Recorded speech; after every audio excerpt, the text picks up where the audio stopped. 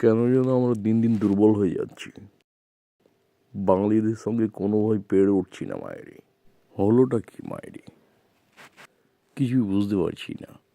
আমরা অস্ত্র নিয়ে যাচ্ছি আর ওরা কাঁচি আর লাঠি নিয়ে আমাদেরকে ধাওয়া করছে। আমরা ঠিকমতো গৌমূত্র খাচ্ছি না। গৌমূত্র খেলেই জেতা যাবে কি?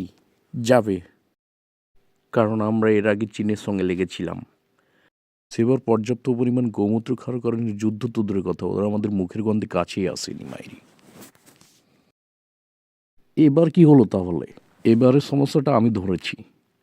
আমরা যাই খাই না কেন টয়লেটে না গিয়ে সব বর্ডারেই মেরে দিই। আমিও ভাবছিলাম সেখানে সবসময় পিচ্ছিল হয়ে থাকে।